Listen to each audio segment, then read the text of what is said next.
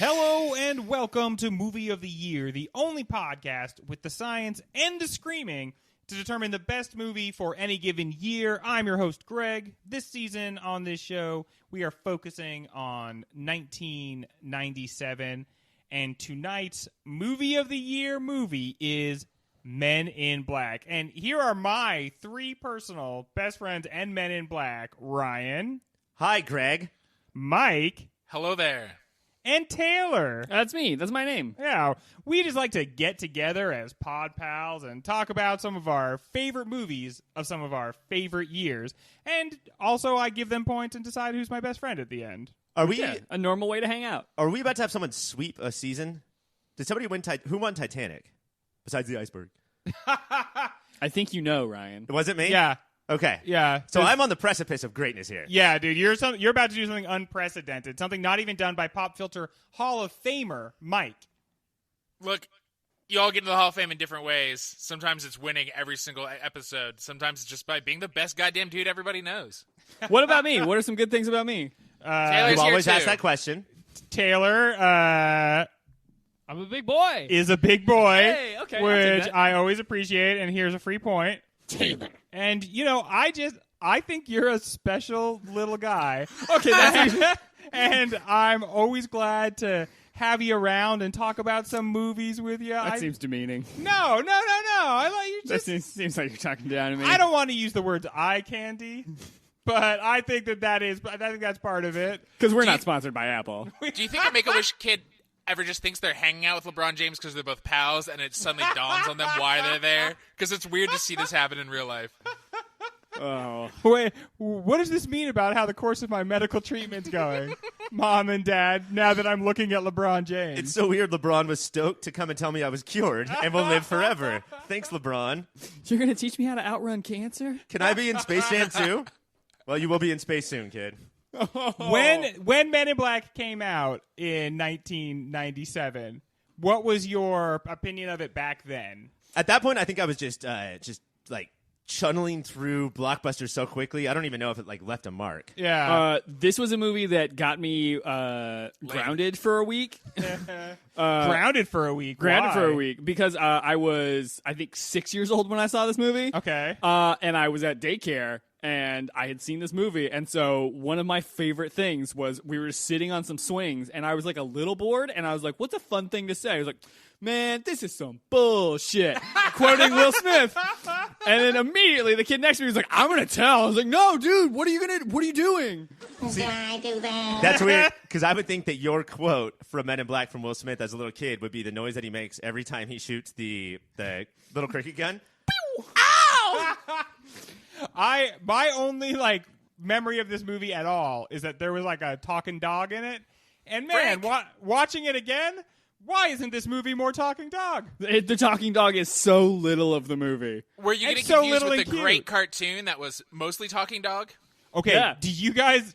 I kind of remembered there was an animated series. It ran for like 4 or 5 years. Yeah, But I they watched a lot Watched of it. every episode.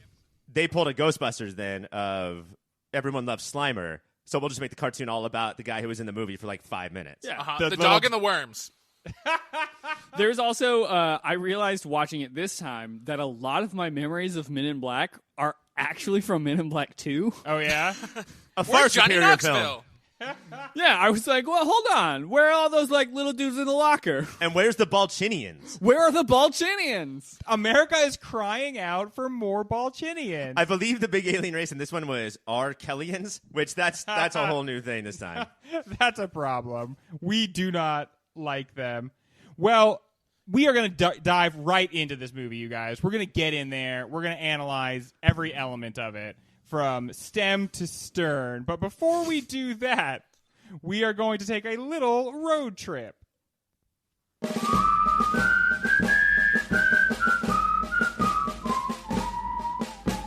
Mount Rushmore! The Great Earthquake of 1992 opened a huge fissure in the earth, and from it poured out Mount Rushmore. It has been slowly falling apart ever since, and it was finally destroyed earlier today by President Trump in a fit of partisan rage. But from the ashes will rise a new monument, of course, not to 4 busted-ass presidents, but instead the 1997 Ghostbusters. Now, when we talk about the 97 Ghostbusters, Ryan, what do we want? What are we looking for here? I think what we're looking for, Greg, is a movie full of stars, and it's like half comedy, half blockbuster. Yeah. Which makes it really weird to do on this particular episode. Yeah, we don't have any frame of reference for like a big action comedy. Yeah, like genre. Full of stars. A galaxy of stars. But basically what we want to do, we want to pretend that Billy Murr, Danny Axe, Egon, those were all the biggest stars of their day. Yeah. So if they were going to remake Ghostbusters in 97, who would sell the most tickets? Who would they choose? And again, our movie that we watched for tonight gives us absolutely no guidance. And there's nothing we can do. There's no way to help at all. Pugs? Are we just doing pugs? It's just going to be 4 different pugs. And Tony Shalhoub is the little guy. And Tony Shalhoub. This movie could have used more Tony Shalhoub. We can always use more lube. And then as we know with Ghostbusters, we're going to cast the 4 heads, and then we're going to do the Rick Moranis Of course. at the end. Goes without saying. You have to have a Rick Moranis. Of course. There's 5 heads on the actual Mount Rushmore, so of course there's going to be 5 heads on our Mount Rushmore. Wikipedia. Okay, Ryan. Yes. It only seems fair that we let Taylor go first. Taylor, Yes. who do you think should be in our Ghostbusters of 97 and on our Ghostbusters Rushmore of 97? Obviously, Will Smith needs to go on here. What a good answer! Obviously, Will Smith has to be in the Wow. Ghostbusters of 1997. I gotta I'm put baffled. him. I Never gotta even thought put about him that right. Yeah, that's crazy. I'm baffled because Taylor has never gone first and gotten a point. Yeah. I'm very bad at this game.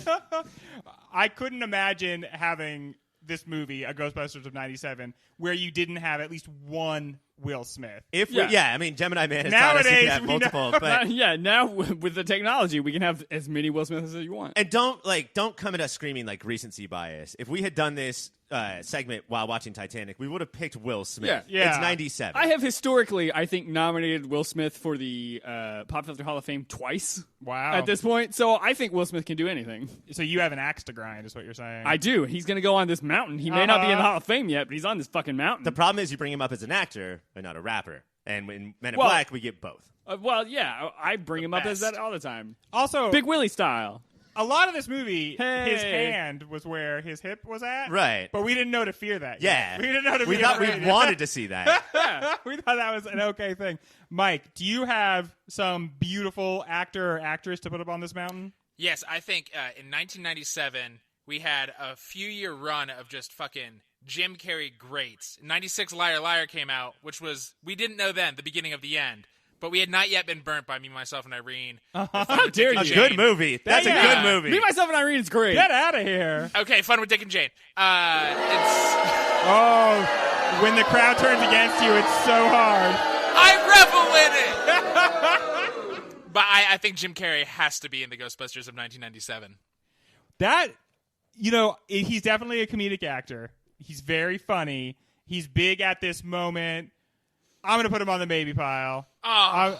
I'm going to see. I don't know. You don't see him in many ensemble pieces. I'm wondering, can he just be another one of the guys? He was never in those Ocean's 11 movies. Yeah, that's the bar. The thing I'm always saying about Jim Carrey is but he was never in Ocean's 11 movies. That's a really good point, Taylor. The other problem, too, is that if Jim Carrey's hand was where his hip be at, we have no idea how to feel yet. Yeah. Good, bad, we don't know yet. And who's to even say where his hip is at that Right, point, exactly. right? Could be on the ground. That guy's so cuckoo. There's just no way to tell. Ryan, who do you think should go up on the pop filter? I was going to say Jim Mountain? Carrey. But I know my audience. I know 97. I know Will Smith was clearly the first slam dunk. So, yeah, maybe we need to take a step back and have some comedic actors, some brilliant actors that can shine but give Will Smith his room. It's 97, folks. It's Brendan Fraser. That is our second Ghostbuster. Yes, definitely. Ryan. I can see it right now. I'm feeling it. Brendan Is he the Fraser charming, sexy one? You know, Will Smith is in the movie, Mike. He is all of yeah. them. I assume Brandon Fraser is going. Unfortunately, we're going to have to make him the dullard. Right. Yeah. Even though we have a lot of evidence that he's not dumb and that he's like a fine actor. But I think 97 had his 4th or 5th movie where he played like a caveman or jungle Yes, person. yeah. So he's used to that. Look at those eyebrows. Of course he's a fucking idiot. Oh, you know, maybe he could be like someone who was left in a hot car for too long, or maybe somebody that fell skiing. I'm not sure. I just love how the late 90s gave us both types of Fraser, like the smart and the dumb. I want to watch them together. It's like the tossed salad and the scrambled And eggs. the scambied eggs. Taylor, I'm Yes. calling on you again. All right. Who do you want to see up on this mountain, buddy? Well, we've already got Will Smith in the Ghostbusters. We do, yeah. You So- guys, everyone understands you can't do Will Smith again, Right. right? I feel like a lot of people are trying to use the Yes. esteem of Will Smith. So Gemini Man is 2019. We don't know about it yet. So Will Smith is already in here. I'm looking for the chemistry on this Mount Rushmore Ghostbusters. Okay. It's going to be Will Smith. I want Martin Lawrence on the Ghostbusters. Both of the Okay. bad boys? Both of the bad boys and both comedians. At this point, Martin was doing Martin, Martin. which I watched every day when I got home from school. Do you know what I was thinking about just this morning? How come in Living Color never had a skit called Martin Lawrence King Jr.? Don't you think that would have been perfect? It might go a little something like this. And then it's just like, beep, cut. The following bit was cut for content. And we're back. Sorry about that. Ryan has left the show, everybody. Here's the thing I sort of want to bring up gently, Okay. and I'm just going to blame you guys for bringing it up. We want to sell the most tickets. Yeah. Is that for 97 Martin too Lawrence. much ethnicity going on?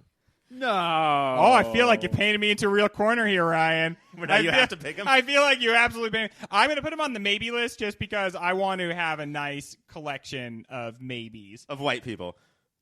No, Ryan. Ryan. Beep the fuck. That was kind of real patchy episode you guys had last time. Please stay tuned. Ryan, I'm gonna go to you now, bud. Okay. Oh, is it Mike's turn? I mean, you said you're the host, baby. Do whatever he feels right. Okay, Mike, who is it? Who do you propose to put up on the I think mountain? we got to remember the roots of the Ghostbusters and where so many of them came from. And remember, in 1997, Chris Farley wasn't dead yet because he died in December 1997, and I think he would crush in this ensemble and totally bring a fat guy in a little Ghostbusters proton pack and make everybody chortle. It's true. Chris Farley, his star power, brought the movie in 97, Beverly Hills Ninja, almost $20 million in box office receipts. But Dan Aykroyd wasn't fucking famous. Anytime you have to preface it with, and he wasn't dead until later that year. Oh, yeah. Which means he December. could still be alive. I thought somebody was going to be like, oh, he's dead in 97. But no, Well- they film in 96. Well, also, they fight ghosts. They fight so either ghosts, side, dude. he's good. He could be Oh, the new and Slimer. he turns bad guy. Okay, we're going to put Chris Farley on the maybe list, but I think we're going to open up a new category of Slimer, and Chris Farley is going to be 97 Slimer. He wasn't dead until the end of 97, but he was dead in 97. So I'm going to let myself get away with this one. Okay, Ryan, this is the last pick, and then I'm going to choose from my delicious stable of maybes. This is it? This is it, and then I'm slamming the door on this whole segment. Oh, fuck. Okay. All right. I am going to go with, I think, the most talented, most famous comedian of the time that we all still love and happens to, in addition to, have a vagina. Let's get a girl on here. I think that the third should be Lisa Kudrow. Lisa Kudrow. Lisa Kudrow Crushing TV in the Ghostbusters. Yeah. in the Ghostbusters. At this time, has a hit movie of the year called Romy Michelle's That's High School true. Reunion. True. Heard of it? It made more money than Beverly Hills Hey. Ninja. Which it says on the poster. I agree that it would be nice if we had a woman on the team. But is it Lisa Kudrow? What about? I was thinking Sandra Bullock. Nobody Yeah. pitched to Sandra Bullock. I could see Sandra. Honestly, She I could slay in this. I could see Courtney Cox being a better Ghostbuster than Lisa Kudrow All right. for some I'll reason. accept the Oh, now we're conversation about fucking Sandra Bullock, but Courtney Cox? Yeah. She Courtney- couldn't slay a ghost if it fucking tried to dance with Excuse me. She was in all of the Scream movies. That are ghost free, bud. That was a mask the entire time. Did Oh, you not notice fuck. that? This is how Taylor finds out it's not a haunted house series. All right. So here's what I'm Hell going House to do. I'm going to Fantasy. do the only thing I think is fair, which is I'm going to look over the maybes, including Lisa Kudrow, and select the final two like main positions, and then we have to go to the very special Rick Moranis round. where you each give me a potential Moranis. I'm going to say I'm putting Jim Carrey on the team because we're trying to get butts in seats, and Jim Carrey gets butts talking, if you know what I mean. Yes, you do. And then I think it has to go to my suggestion, Sandra Bullock. Yeah. Sandra Bullock was the clear choice, and nobody made it but me. I think we can all agree. Who was Jim Carrey? I want to give my Jim Carrey point out. That is That'd be you, me. Mike. You are getting a point. And now And then I did back that pick up afterwards. when I said it should be Sandra Bullock, you were like, yeah. And all the points that got points, I backed up. You also backed up. Oh, well, then, of course, Ryan is going to get a point for that. Support. Collusion. That's an assist. I also have David Spade written on my list, and I didn't say it. So is that where the point? You know what? Now I we're think just Are we allowed to read our list now? I think that is a point. I think not saying David Spade was definitely All right, worth cool. a point. You didn't say your perfect Rick Moranis pick before we even got there? Yeah, Shit. I forgot we were doing a. we have to do extra the Rick Moranis part. Taylor, who do you propose? Is Hey, the David Rick Spade. Moranis I think versus- David Spade would be a good Rick Moranis. I just gave you a point for not saying David Spade. Well, you know what? Take it back, Remove buddy. the Take point. it back. Remove the point. I can't remove the point. You can give me and Mike one. Fine, Yeah, can I give us to even each it out. one. Okay, that's what I'll do. Can I replace my pick instead? Okay, sure. Elijah Wood. Who cares? It's 1997. Elijah Wood. I think he would be a good Rick Moranis. Hot up in north. Elijah Yeah. Wood's 1 hour special. Elijah Wood, who cares? Elijah Wood. Who cares? All right. Mike, do you care? Yes, I care very much.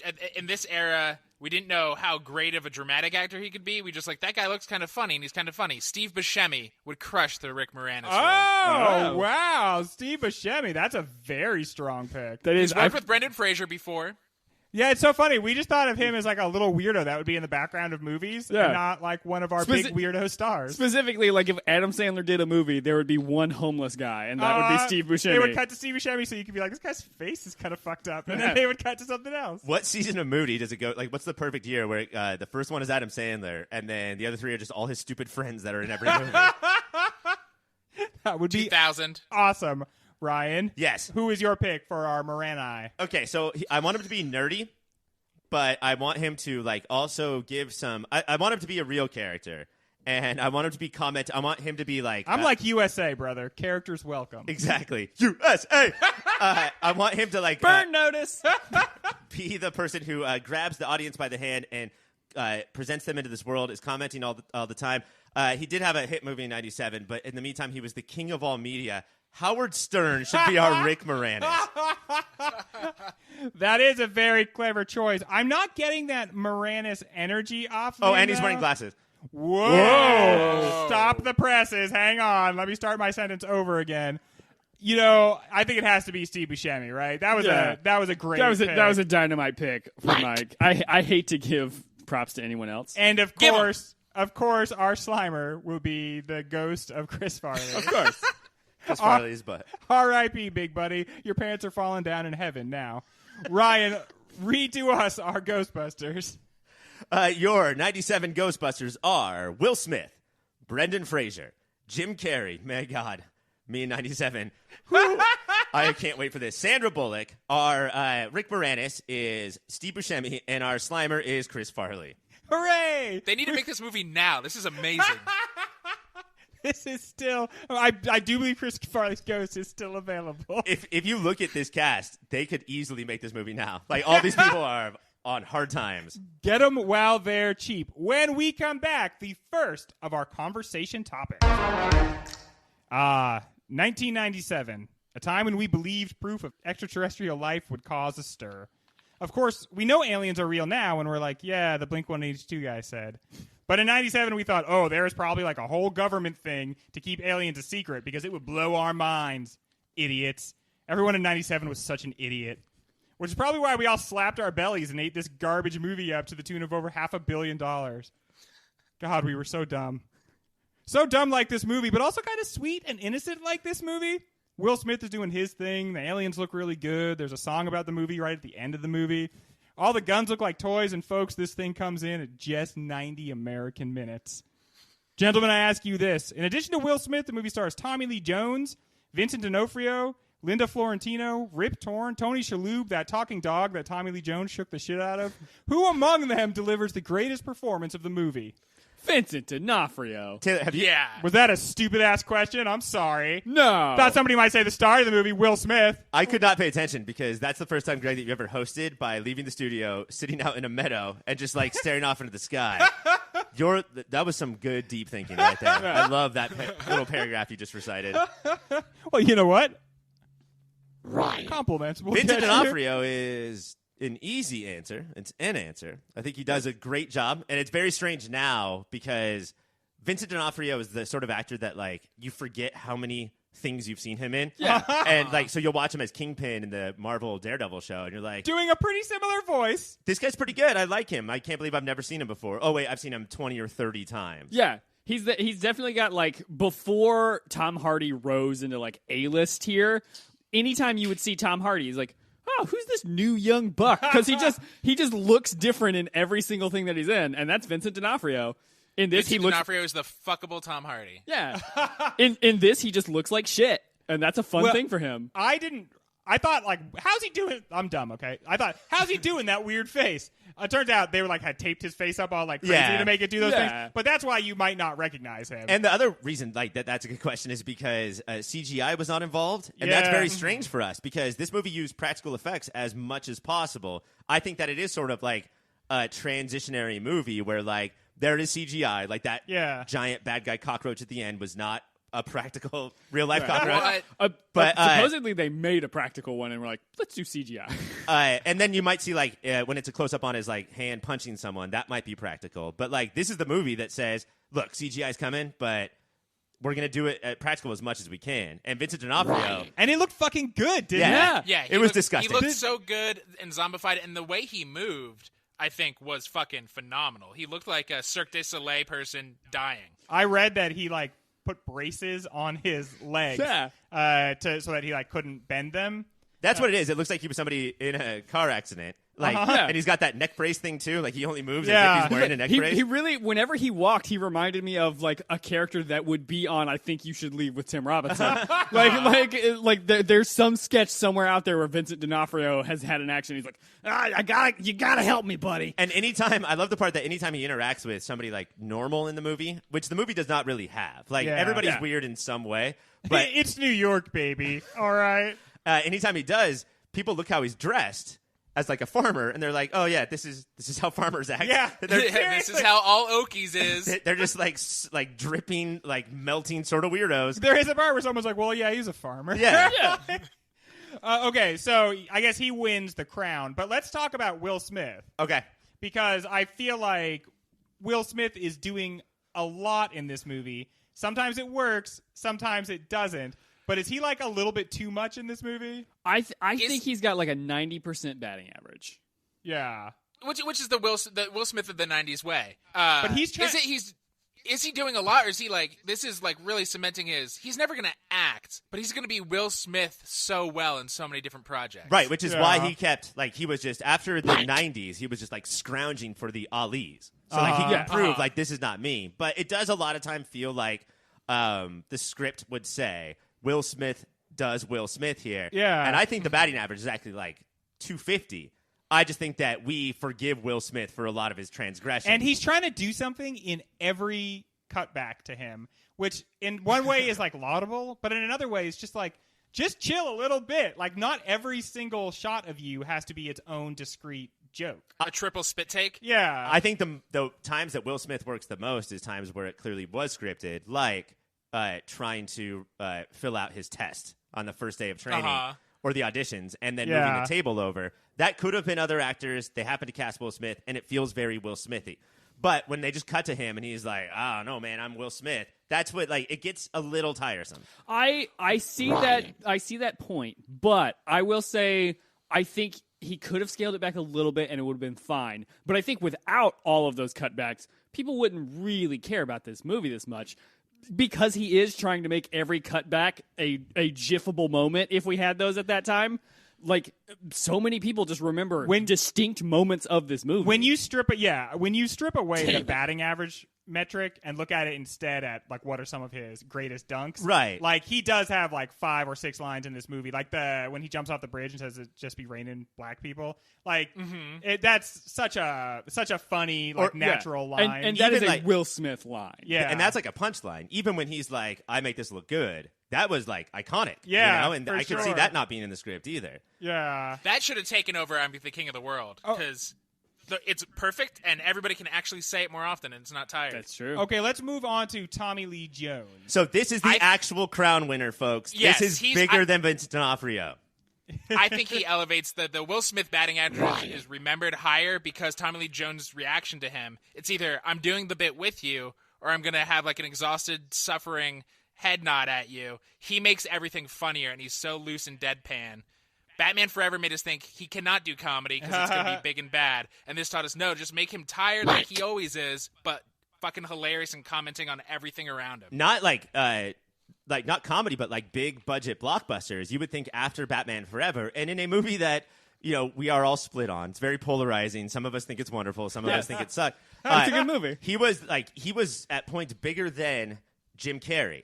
And I thought that he would be done forever, but instead he said, I'll do another blockbuster, but I'll play it TLJ style, and it was fucking perfect. Apparently, based on my research, he fought really hard to like get to bit on the jokes, and he really wanted his character to be funnier. But the director, Sonnenfeld, Barry Sonnenfeld, was like, no, you have to play everything straight. I want you to be like Leslie Nielsen, basically. And I feel like Tommy Lee Jones won on a couple of the scenes, and he actually had to play in the bits.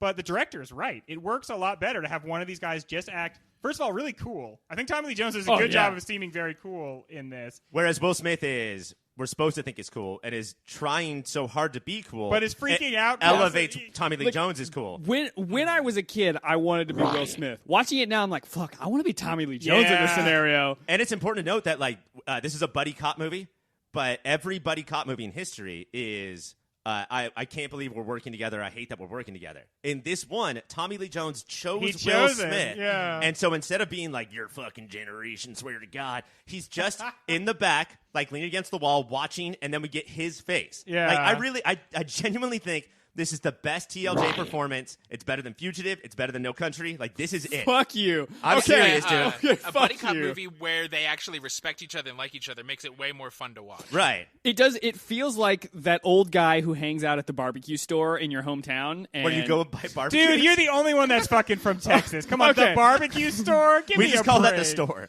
Okay, so yeah, he's the guy from the barber shop. All right, fine. You know what? Fuck you guys. Barbecue stores are good. So did you have barbecue stores where you all hung out? And Yeah, well, talk shop? I'm not joking. The barbecue store was next door to the barber shop in Fucking my Texas. hometown. Take 5 minutes off of being Texas, please. But he's like that guy who is just like when he was 20, he was the fun cut up, and he just never really grew up. But he's old and just kind of tired, so you think that he's like a crusty dude. But he's like, yeah, this is fun. Ain't My it? face is just craggy. It's not who I really am. And like, Yeah. not jealous. Like he doesn't hate the future generation, and he's not jealous. He's not that guy who's like, I'm cool like you kids.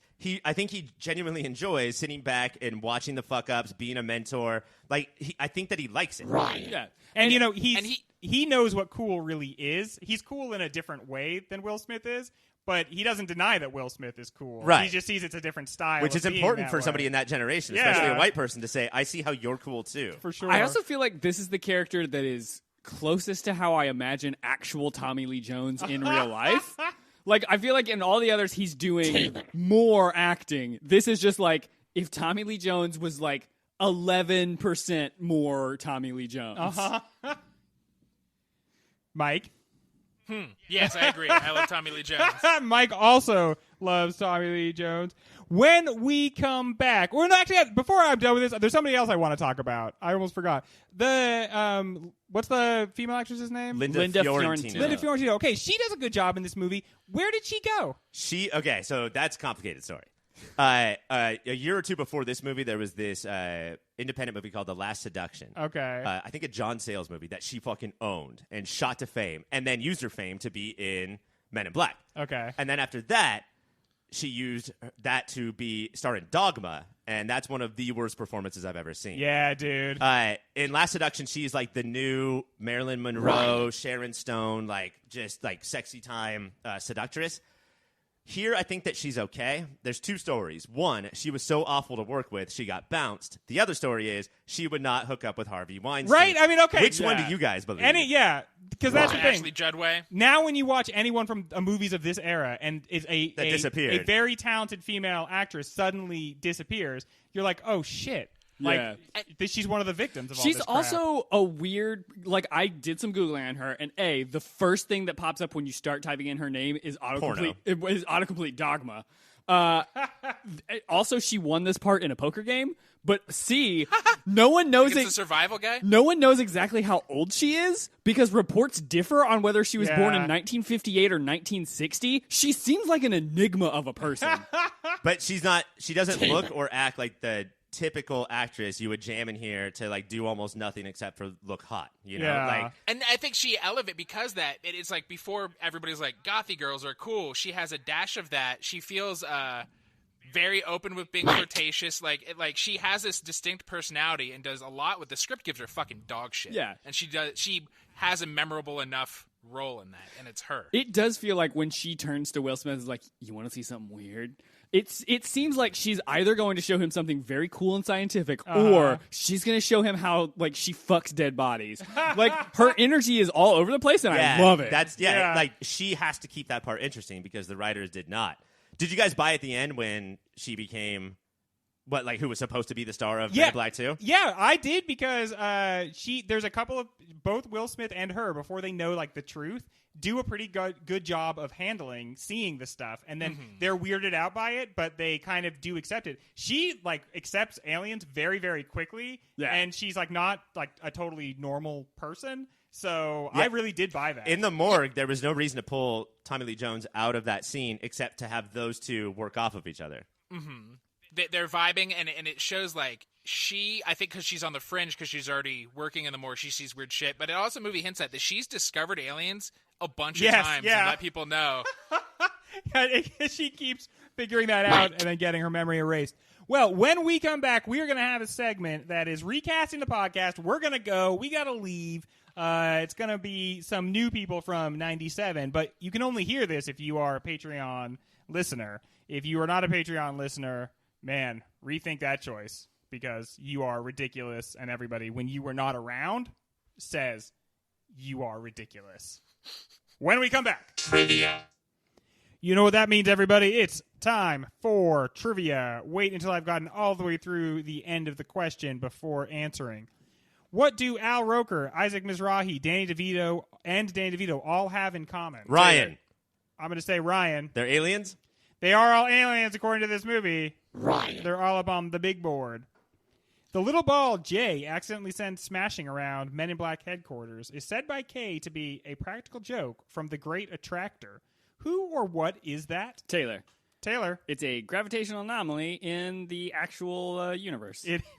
You're so smart, Taylor. It is a gravitational anomaly, and it is in the actual universe. I was going to say, if you're asking Greg, it's Taylor. You know what? That's true. Taylor. There's another one for my special little guy. Tommy Lee Jones agreed to be in Men in Black after he was promised what by Steven Spielberg? Ryan. Mike. Final editing cut. Not final editing cut, but that's a very fun answer, and I love how confident you were. Ryan? To star in Schindler's List 2. Listing it up. Shindy. Taylor. Not that. Taylor? If he could, like, wear blackface. Oh, God. You guys. You had to top mine? I'm really trying to... Since Mike said the least offensive thing there, I'm going to give him the point.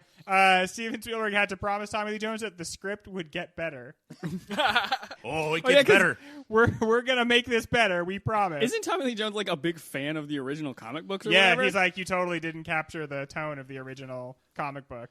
Who in this movie hated being covered in slime? Ryan. Mike. Ryan. Tommy Lee Jones? Incorrect. Taylor. Mike. Taylor. Will Smith? Will Smith. Tommy Lee Jones actually said he didn't mind, but Will Smith did. Like a cowbirth. After the movie's release dates, sales of what tripled? Ryan. Ray-Bans? Ray-Bans? Ray-Bans, very good, Ryan.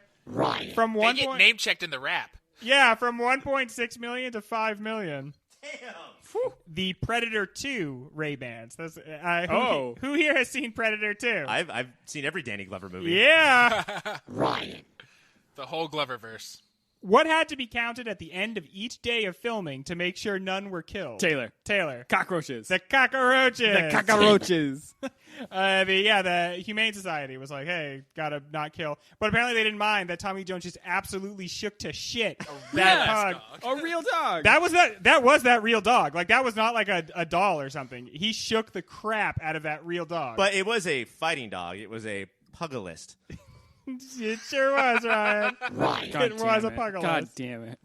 John Landis was offered the chance to direct but declined, saying he thought the film would be what? Taylor. Mike. Taylor. A piece of shit. No, Mike.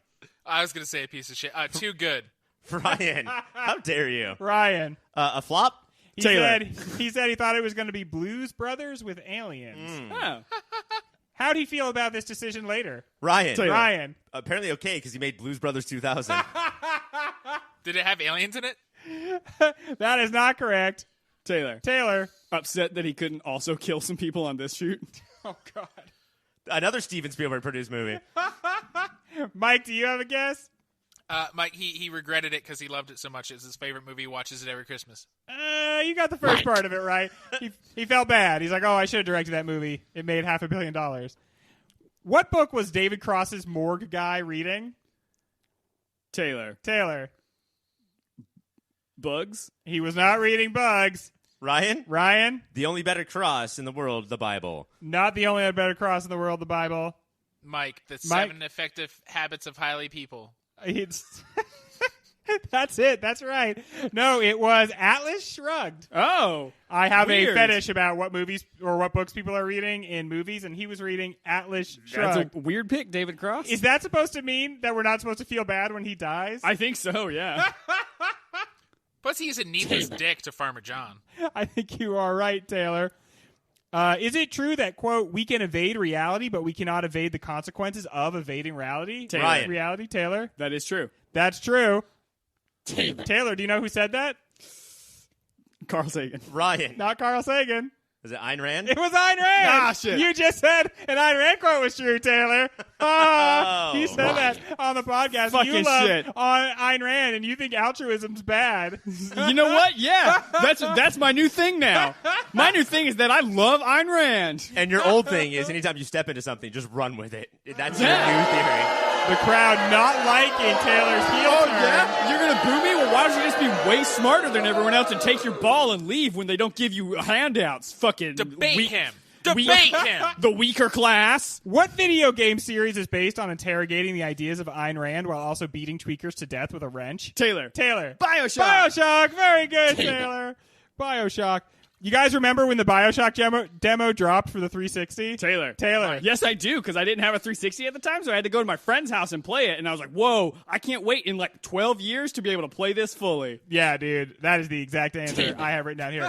That demo was crazy. I have never played a demo as much as I played that one. That was better than the actual game Bioshock that came out later. Do you guys remember the time in your life where the only reason you had certain friends was because they had different video game Yeah, systems? dude. than Oh, you? yeah, dude. I had many important Sega Genesis friendships in my life. That's the most beautiful thing you can have, man. Always shitty, selfish kids who scream at their parents.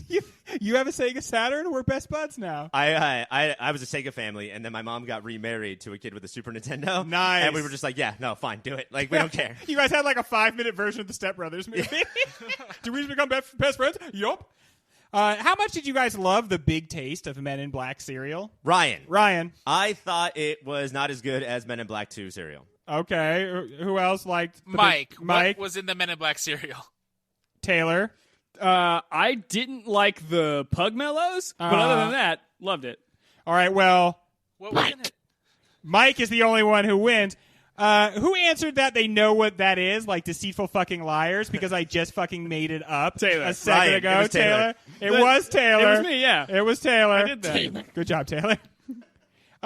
Can we get one of those huge fans they had in the entrance to their base, you know, like for when it gets really hot in here? Taylor. Ryan. Mike. Ryan? Are you sure that you want it? Because we're going to get the biggest ear infections you have ever seen. Like, we're going to have cotton in ears all the time. Ryan, I am sure that I'll take care of it every day and polish it. Can we please get this big fan? All right, let's get our first fan. You heard it. You heard it, everybody. I legit know where to get one of We those. are getting that big fan, and it's going to be so cool and nice in here, and I can't wait. Ryan said. Can we tie streamers to it so that we know it's working? Yeah, well, you want to see that it's working. You won't know it's working without those streamers. Yeah, you'll also be able to snipe better from a long distance because of the wind. Very good. Oh, good. This movie features Orion, a certified quality cat. Everyone give their honest opinion of cat videos as like a genre of the internet. Ryan. Ryan. Bullshit created by Hitler and the devil. Mike. The internet would not be around still today without cat videos. Taylor? They really made it go mainstream. It reaches the highest of highs and only a middling low. All right. Well, that one goes to and Taylor, And who tied for best answer. But Ryan, I'm sorry. What you said was disappointing. We've all grown stupider for having listened to your answer. I award you no points, and may God have mercy on your soul. there's no way. There's no way he will do that. If there's a God, he's absolutely going to give you the tombstone pile driver as soon as you get to heaven, all the way down into the deepest parts of hell. When I get to heaven, all I'm going to hear is, get her done, toilet flush, and then I'm done. God's just going to be a big cat, and he's just going to push you very slowly off the side of the cloud. And finally, if one of my cats had a galaxy on her collar, which would it be and why? And also give that cat a compliment. Ryan. Taylor. Artemis, because I feel like she has the ability to hold that weight on her gorgeous neck. Wait, Artemis from the start of this? Run of the gang? I don't know what that's. West, I don't know Jim what that West? is. Taylor, let's get answers from both Ryan and Mike here. Mike, why don't you go next? Mike says Athena, because she seems more celestial than Artemis, and she's such an adorable, hefty little cat. More celestial. Very true. That's very true. Okay, Ryan, can you do better than that? Yes, I can. It will be Athena, and the galaxy she will have is Galaxy Quest, playing at any time you point her at a wall, she will project Galaxy Quest so we can all watch and sit around and be as fat as she is. I don't know if that's a compliment. I'm not even sure what that is at all, but Taylor gets it. The answer is, of course, Artemis. Artemis is the hunter of Greek mythology. Orion also the hunter. So, Nerds. she's very tiny and cute, and her face gets so small. That is it for trivia. When we come back, one more scintillating question. What, if anything, does Men in Black, the 90-minute action comedy based on a comic book, say about the thorny issue of immigration? Okay. It starts off with a mule crossing people from Mexico into America. And A coyote? A coyote. And I think the way Kay handles the cops there, it's saying, worry about the actual problems. These people are fucking not them, and you're really capturing all the innocent people when you're looking for one bad seed, maybe. The way I sort of remembered it was that they figured out that aliens from space and aliens that come into the country have the same name. Yeah. So can't we make a joke about that A word? I think it's a little more than that in that scene. Yeah, like Tommy Lee Jones is really working overtime to be like, no, I love Mexicans. Who cares? Get them through the border. Yeah, the lines are drawn pretty clearly. Yeah. Border Patrol, your job is stupid. But then I think it gets a little more complicated when the space alien runs away, and if they do anything wrong, they do anything that you did not ask them to do, Yeah. we eviscerate them. Oh, yeah. Absolutely gat you in front of your friends. Was that Explode you- alien a danger? Explode you into streamers. Well, I mean, he was going to kill that dude. If he escaped, they said he was going to start like a civil war. If he were like to get loose, that would start a whole intergalactic civil war. I think another thing that's weird about that scene is Tommy Lee Jones is standing up talking to the guy, and the guy turns around and runs, and he turns to his partner who has been pushed to the ground, and he's like, "Get him, Zeke!" And then that guy has to like get himself sit up and with a gun. Tommy Lee Jones has a gun Yeah. in his hand. And he's just saying, like, you better get him, otherwise you're too old to do. And he clearly was. That is Yeah. the oldest person that has ever been. Dude, yeah. But still. Because Tommy Lee Jones is supposed to have been around since the beginning of the organization. This dude is 50 years Yeah. older than Tommy Lee What Jones. did they do? Hire this guy when he was 87? Yeah, Yes. that dude has been on the force for 2 weeks. He's seen a lot of shit. Yeah, it is Benjamin weird. Buttons then? It's a whole Benjamin Button situation. It is weird how they gat that guy, and also then later, like they very freely restrict the movement of all aliens, and they basically spy on all aliens And, on Earth. and it's closer to mafia than government. Like, we'll let you do your thing, we'll let you run your shop, but at any point, we can come in and you have to do us a favor. And if you don't, it'd be a real shame if we blew your head off. Yeah, dude. Go. How he deals with Tony Shalhoub, like that. But yeah, it's the superhero mutant registration acts from Marvel. It's do your thing. We love it. We love that you're here, but you better only do exactly what it has no belief in real freedom. I guess the big question would be, did the aliens know that was going to be the rules coming here and then decided to anyway? Yeah. Or are they landing here thinking that, like, this is a new land and then being put through all the shit that no other white human is being put through? It feels like a very, like, pre 9/11, where, like, borders don't matter. Everything's fine just as long as you act right. But acting right is a very, like, American. You have to do things a very specific way. Yeah. Tommy Lee Jones goes full American when he goes to, like, he treats those 4 aliens who were clearly supposed to be like the Madagascar, like, future mascots, you know, like the 4 skinny ones, and like, you're sort of my friend, I guess, but I do control your life, and you have to do everything I say. And then when they go to leave the world or America, he's like, you fucking traitors, I gave you everything that I decided you should have, and now you're leaving me? It's so interesting. They're so upset that, like, it feels like they're all either put upon or angry the aliens that they are there to help are on Earth, but then they get so mad at them when they're all trying to leave. Right. Yeah. Because not just the worms. When they're saying, they're like, look at them all leave. What the fuck? This, when tied in with the conspiracy theory stuff, depicts a government that needs to make decisions for us, some of which are very harsh and which they never have to explain to us in any way. And then those two things, they kind of add up to like a very uncomfortable and not sort of like super explored idea of what the Men in Black are and what they do. Because a lot of the time it almost seems like they are like the small town ideal of like the local sheriff. Just like running around to the people that they know and be like, hey, how's it going? Like, they have a personal relationship with all the aliens. It's like, hey, Chip, how's it going? How's your wife doing? You have the kid yet? Like that's a little bit of it, but also you got all 3 arms because you're an alien. It's weird. Yeah, but also they have like report. they also have like executioner powers over things. Like it's like if Barney Fife was also like walked around with a black hood just every now and then. Yeah, that's like they're the sheriffs, but then it has or is about to take the next step, which is Minority Report. Like, we're going to pre-bus for crimes. Yeah. And then the next step after that, and they might already be here, is we do so much good. Can't we do a little bit of evil? Like, can't we just, like, sort of mistreat people because of all of the things we're protecting? I believe that these people should be able to sneak into America, but I believe that running away from me is an offense that could get you shot in the back and blowed up. Because, 1, you're doing I did not tell you to do that, and you're doing it. And 2, what are you saying about you want to leave America? Fuck you, dude. America, love it or stay in it forever. Also, aren't they a little free and easy with those flashy thingies? Oh, yeah. I mean, Yes. Jay feels pretty uncomfortable with that, but clearly Kay is just like, oh, yeah, I'm flashing ladies all the time. Whoa, Kay. Hey, buddy. Whoa. That's my job. But yeah, he's clearly Linda Tortellini. He has clearly From erased Freaks and her Geeks? memory like multiple times. And because that makes her, I think, kind of okay with aliens. Well, she says the perfect thing that, like, or he says the perfect thing that, like, if you dabble in science but you're not a scientist, you just say, like, well, we don't know it's bad yet. We don't know Yeah, I yet. was like, give me the clinical studies. You don't know. This could be the new vaping. We don't know. We simply don't know. Listen, kids, vaping's cool, okay? And now we found out it's dangerous. That's double cool. That makes it all right? cooler. It's dope as hell. Do it while you're on a skateboard. Go out there and vape with your friends and flash your teachers, all right? That's what we're saying. That's what we're Nothing's saying. more badass than track tubes. Well, Speed round. uh-oh, you know what that means. Uh-oh. It's time for outer space. It's time for our patented speed round. Does too much of this movie's humor rely on in-jokes about New York?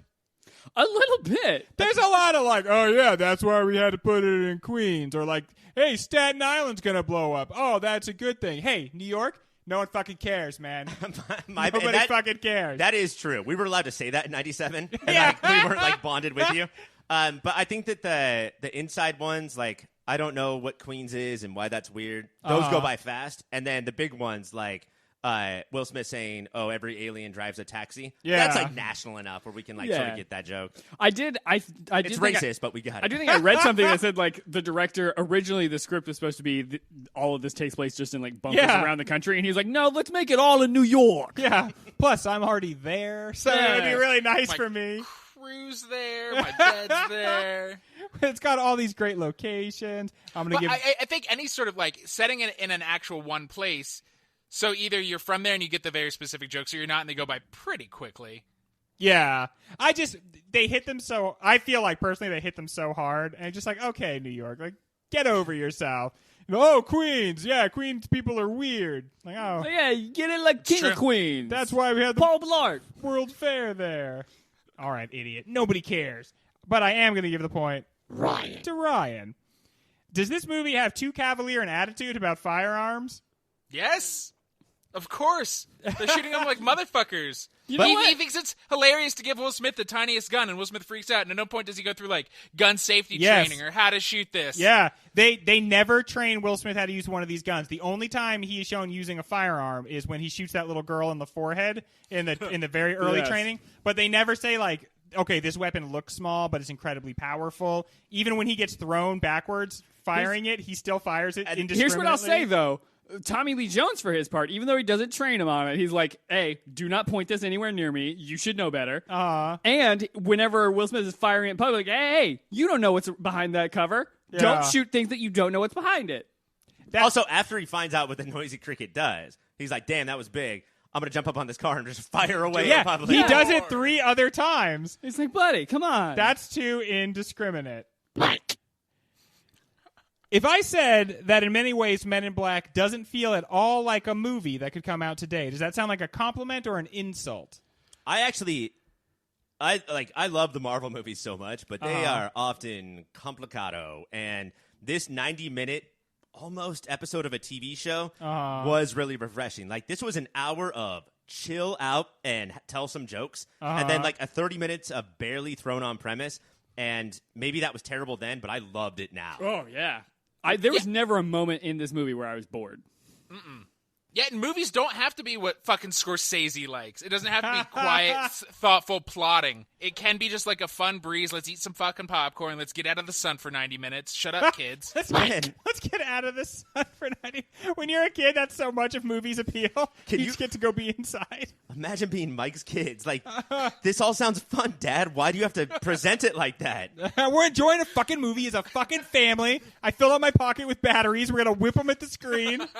I put a bunch of shit on this fucking tree inside the house, and I bought you fucking gifts that you don't want. All God right? damn Enjoy it. it, you piece of garbage. Was anybody else getting crazy Beetlejuice vibes from this? Yes. Oh, yeah. Hell yes. What the 100%. shit? Do you know that why, intro though? is ripped off. But Danny do you know fucking why? Elfman. It's not just Danny Elfman. It's also Bo Welsh, the production designer Oh. from Beetlejuice. When I saw the opening, I was like, this is fucking Beetlejuice. Like, between the camera angles and like the obvious use of miniature and stuff. Even the font at the beginning is Yeah. very Beetlejuice. But he was the production designer for both things. So yeah, it makes sense. That Bug Plus music was Iconic. in the intro. Like, that Yeah. was borderline. Are you trying to rip off somebody? Like, you're trying to set the tone for a director that you are not, Barry Sonnenfeld. yeah. yeah.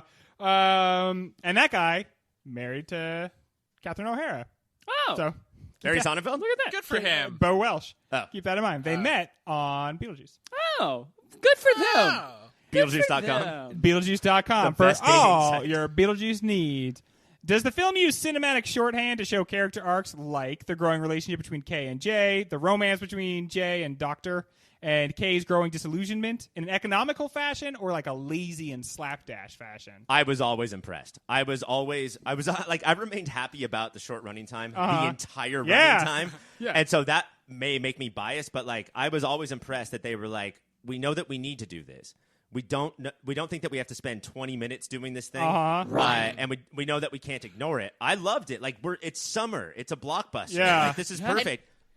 And at this 1997, we're all familiar. Like, this is full on post Clerks. Everybody knows that this is how we communicate now is via cinematic language. So the Jay bench scene we talked about earlier, where we don't need his backstory, he just is contemplating this. Kay gets one thing where he does a very, very technologically fast for 1997 zoom in on his ex. Like, they do it in one scene each. Now you know exactly how all these people are gonna go through the rest of their movie. Yeah, and I mean, I can see how, like, that's the one part you're bored is the K zooming in on his, like, almost girlfriend or whatever. But, that gave us the goods. That is what we need. It's not, Marvel's not the best example of what this isn't. Transformers is the best example. Oh, my God. Which is none of these, like, shortcuts or anything. It's just complicated bullshit the entire time. Yeah, and like really trying to sell us with long scenes of people going through this stuff instead of just the like cinematic shorthand that gets us there so much quicker. Or those kinds of movies have a character just say the thing once. Like, Kay at the end be like, well, I gotta leave. I'm too old. And you're like, but there's been no hints of this all movie? You just know movies do that? I think his face was a pretty big hint that he had gotten old. Yeah. It was craggy. It was craggy. Shit. We've talked a little bit about Barry Sonnenfeld tonight. This is obviously his triumph, right? No. What is his triumph? I would say he's made 3 better movies. Okay. Addams Family, Okay, yeah. Addams Family Values, and Get Shorty. Okay, yeah, Get Shorty would probably be the movie that most people like of his. But then he also made Wild Wild West. Right. And then after that, was he just done as a director? I think so. It's almost like That's a bomb, dude. there's almost like a Succession sort of like business-like thing where like somebody has to be the patsy. Like when Wild Wild West comes out, we have to kill someone from the industry, and he took the bullet. It was a lot of people's fault. Mostly that insane producer. Yeah, it was who the just wanted a producer big guy. fucking spider. The guy demanded a big spider reveal. You wanted a big spider. we did talk about that on the 99 show, Yeah. right? That weird guy and his love of mechanical spiders. I just got one note. We need more For every mechanical movie. spiders. I just read Get him Entrapment. out of Hollywood. I am going to tabulate the scores, and when we come back, I will say who the winner is, and we'll talk about what we think the prospects for Men in Black are going forward in our competition. We are back, and I have tabulated the scores using Tabletron, my good robo buddy. Taylor, Yes. you got 26 points. Yes, I probably won, right? That's very good. Ryan, you got 33 points. God That's damn very it. good. But Mike, you got 20 points. The least of all, Ryan wins. Congratulations Really got to me. Ryan. So obviously, Ryan, you swept this entire season. You go out now into like sort of the off season, still being best friend. I think this might be one of your first times experiencing that. Right. It's a long time. It's a long time in the driver's seat. But what do we think about Men in Black's prospects going forward? We've said some positive things about this movie. We've said some negative things about this movie. We all like. There's movies in this bracket that are tremendous. Yeah. So but I will say that like this movie viewing experience I thought was spectacular. Yeah, I for really sure. loved again the runtime, but also the mix of comedy. I did not remember this movie being as funny or even attempts at funny. Like there's a scene where Will Smith is giving birth or like helping to deliver an alien baby, and so a tentacle comes out and just like. And that's not my jam now, but Yeah. I bet we loved that back then. Yeah, for this sure. movie spends a lot of time on the comedy, and most of it is kind of good. I liked it. Yeah, it's a goddamn delight. It is so nice to break from the heavy, like, oh, now I have to think about the human condition. Nah, what if we just have like a good old time? Yeah, and this movie, not only is it short, but it's got a lot of signposting in it that lets you know exactly where you are in the story, and that made it feel even shorter. And I'm so glad it was the last movie we did for this season because it was a nice palate cleanser. I think it's probably done all the damage it's going to do. I think it's probably gone as far as it's going to go in this. If I'm honest, I think it could possibly, in a stretch bet, beat some of the other movies on this Not list. knowing what the bracket looks like, because I don't remember what it's up against, but I Same. could see it moving past the first round into the second round. Like, Yeah. I sort of have an affinity for it. It's Taking a the good whole movie. goddamn thing down. 1997 movie of the year, Men in Black. So then I guess my last question about this would be, we liked it. It was good. It did all the things right. Why did the whole series just absolutely come undone and just become just a flop factory? I think that when you look at the blockbusters that came after, the Transformers and like to a certain extent the Marvel movies, I think with 2, and I've heard 3 is okay. I sort of gave up after 2, and definitely with International. It's so riddled with notes from everybody trying to protect their investment. And this studio at the time, they were like, we have Will Smith and Tommy Lee Jones. We'll be fine. Yeah. We don't, most people don't know this is based on a comic book, a Marvel comic book. And today, that's all you would pimp. Back then, we were like, I think we cast correctly. Let's just let them do their thing. Yeah, for sure. Well, good luck to you, Men in Black. You were certainly fun to watch. As a viewing experience, I think maybe more fun than a fair amount of the movies. I just don't know if it has the intellectual heft to move, because we are such smarties. But if one of the things we judge a movie on is where does it set its bar, how does it clear its bar, maybe it will do better next week. And that's definitely part of our philosophy, is you get judged on what you tried to do. This movie achieved everything it tried to do, basically. Are some movies doing like triple sow cows off of balance beams and landing on their pinkies? Sure. But this one is killing a somersault. It's the best goddamn somersault I've ever seen. But isn't that lesson just don't try real hard and you'll succeed? Well, dude, it's for 4 white guys. Of course that's our message. Of course that's what we're trying to send out into the world. Well, Ryan, because you won, I think what we'll do is we'll just kind of all head out and let you talk to some random people that sort of walk by. Congratulations to you, and I'll see you in the offseason. I appreciate that. It's going to be an awesome offseason for me. I get to be Greg's best friend for 4 more months, and that's going to rule. But before we go, I think that I'm going to call down to the green room and get some help in having people give me the advertisements for the week. And we are going to start off with, here to tell us about some websites is, of course, the one, the only, Egger. It's me, Egger. I'm here to tell you about the specials tonight. Bugs. Okay, so Bugs is a Bugs. thing. Bugs, always special. Can I make you a drink, by the way? I've got a full bar here. Do you have sugar water? Like already made? No. Sugar water. Okay, so I should go and get that Take for sugar water. and mix it with? More sugar water. Okay, and then stir it, and then...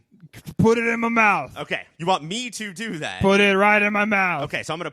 This is the Put first your time whole arm up to your elbow in my mouth. Okay. This isn't a sex thing. I know, Edgar. It almost seems like nothing is ever a sex thing with you. Not with me. I already have millions of children. When was the last time you did have sex? Earlier today, full disclosure. Who was that with? I did. Mrs. Edgar. Okay. So you're still trying to be a husband and run a farm while you're trying to take over the world. Gotta do your duty. Very important. Every day. Every single day you have sex in the morning before sugar water. Before sugar water, during sugar water, after sugar water. You're telling me that you had sex with your wife whilst drinking sugar water. It's a beer bong situation. It's easy. Like from a keg? Like is somebody lifting your legs up while you're drinking a keg of sugar water?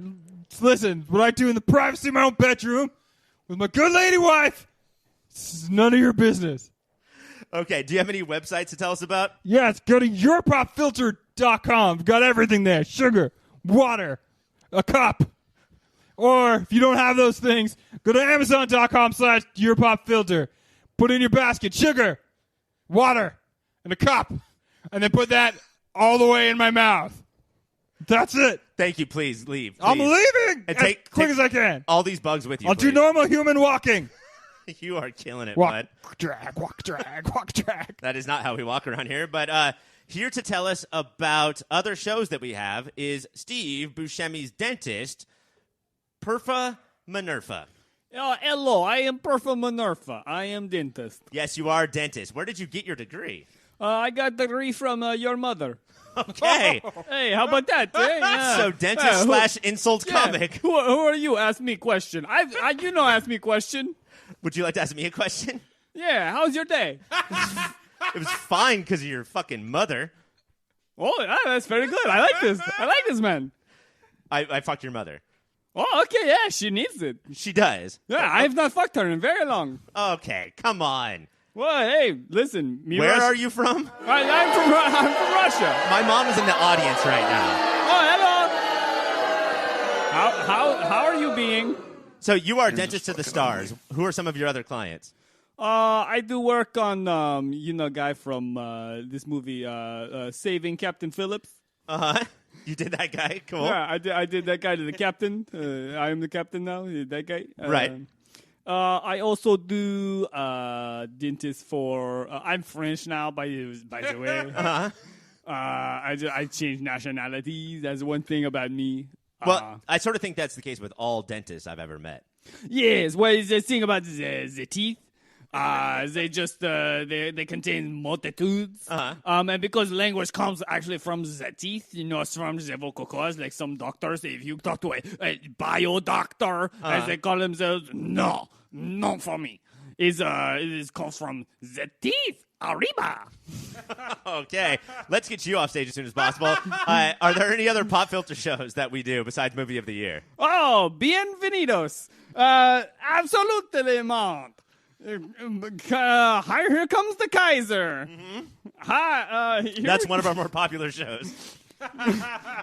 Oh, hello. Superhero Hour. Hour is a show that goes, and it's good and superheroes. We have Red Son. He's best superhero. Also, we have OCD, a place of Your American Orange County. It's good show. You'll like it. What do you think? Have you been to Orange County? No, I do not come to America. I've never been to America in my entire life. I got bad news for you, bud. Oh, what's that? You are standing in it right now. Oh, that's all right. Well, I've got a lot of questions to answer. I'll probably be dead by the time I get home. All right, see you later.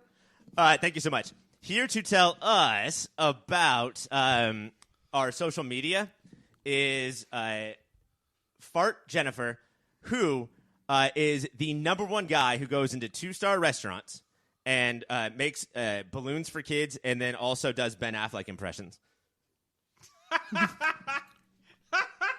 Fart, how are you doing? I'm doing well. How are you doing, Rob? I'm doing so good. Are you doing an impression right now? Oh, did you? No, this is my real voice. I didn't realize I was on. I thought I was just coming to hang out with you Okay, so what I would guys. like is I want you to make a balloon animal for me that is in the shape Sure. of the entire story of Good Will Hunting while doing a Ben Affleck impression. Oh, what? You want the Good Will Hunting Ben Affleck era? I can do all the different eras. Yeah, What well, I eras guess we'll you do the want? Ben Affleck era.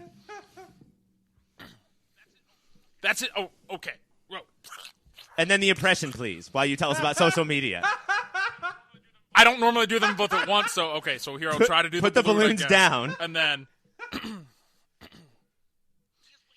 here's what you gotta know, right? All you gotta do is you go to @YourPopFilter. What? You don't remember that classic Ben Affleck from Boston? This is how he sounds. This is Good Will Hunting, baby. @YourPopFilter on Twitter and Instagram. Thank you so much. Look, I'm feeling attacked. I came here just to hang out and make my balloon animals, and this got sprung on me. I've been working on like later Affleck, and he threw that at me. I'd done well. Thank you so much, Fart Jennifer. And here, finally, to tell us about how you can contact us is Robin, Brobin, and Crobin, a gang of hooligans who go and steal French bread from people's grocery bags so there's not French bread sticking out. We do, and we do it every day. It's me, Robin. There's no day off for you guys? Not you. Crime never takes a day off when there's crusty French breads to be stolen and placed beneath our armpits. Yeah, you can't take a day off. That's the gig economy. These guys talk way different than I do. I'm just like a normal guy. Not all three people will speak exactly the same. Why should you assume they would do that? So, No friends do that. listen to a podcast, bud. So, Brobin, I'm going to assume that you're the leader of these two chuckleheads. Leader of Yeah, the I'd pack. say that. Yeah, that's me. What do you do with all the French bread? Oh, we eat it. Oh, you steal it for your home. Yeah, French bread's good. Is there a French officer who has been chasing you his entire life? He because- just calls it bread. He does, For right? him, it's just bread. Yeah, this dude, his name's Clouseau. He's a real piece of shit. is. Listen, we pull his pants down a lot. We take his belt. We tie his shoelaces together. Sometimes we'll suck his dick. Oh, yeah, that's my Joke's favorite on thing. you, Clouseau. That is my favorite thing to do. Sometimes I'll just like walk up to him while he's like giving out a traffic stop. He's like, uh-oh, and here we go. Another classic prank from Brobin. My favorite kind of prank is when the person you're pranking just sits there and groans while you're doing the entire prank. Because they can't believe it. That's every prank. Watch Jackass and Bam They've been Margeo's so parents. owned. Have you guys ever thought about, instead of taking it, just hitting it down so it comes out of the bottom of the bag instead of the top of the bag? Would Why that would- be okay? No, that could ruin the consistency of the bread. And it Yeah, won't and also, taste I mean, good. they've got other groceries in there. We don't want to fuck up their other groceries. Could you imagine? My God, no, never. We wouldn't do that. It's not our style. Robin, can you tell us about ways to contact us, please? Yeah, you can use electronic mail. It's like regular mail, but with electricity. You send them one of those to contact@yourpopfilter.com. It's just a normal email address. Just send it right there. Nothing weird about it. And then if you want something weird, call a robot associate at 1562 Dr. DJ Pop. 1562 DR DJ POP. He's a little guy. He's a robot who... He's doing his best. He's doing his best. I've never given him a blowjob. Just want to put that right out there. None of us have. He's not a sexual being. Not a sexual being, that guy. Well, one of his hands is a penis. the list of people. Yeah, and And his others is a French bread. as was foretold. Listen, That's- we've all gone to town on the French bread hand. absolutely, But yeah. that's different. It's not sexual. Yeah, he is the foretold one. He comes and he brings his French bread in his penis, and he will bring about the end times. That's everyone knows. All right, then now we can go. Oh, thank you. That's the show. Usually I'd kick you guys off, but We're I don't know. going. Do you want to talk about Gotta anything get else? that bread, right, guys? Is there anything else you want to No. bring up? Oh, because that's Yeah, go what get we're that bread. into. We're gonna go get that bread. All right, rise and walk, grind, walk, am I walk, right? walk, walk. bye, Greg. Whoa, whoa, hey, wow, man. Like, the studio's really full of people today. There's a big bug man and somebody who has a different accent every couple seconds. 3 dudes that don't have the same accent, which I thought was weird. Very suspicious. Are they even friends? It's hard to tell. Well, that is the end of the movie portion of Movie of the Year. When we come back, not next week is Genre Blast. But the week after that, we are going to begin the process of actually choosing 97's Movie of the Year. Are we up to that, you guys? Do we No. have what it takes? I feel like I- I am, but Personally, I do not. I mean, it's weird. I'm wearing 8 belts right now. Yeah. And they're all leather. Greg, maybe next time. Your like, pants are going nowhere, right? Those pants are cinched. I'm a lot like Men in Black in that, like, oh, Ryan's belts all over me. You know what I mean? No, I don't. I'm wearing a lot of belts. Next week, we are doing Genre Blast. But until then, America, do me a favor, would you? And keep watching this.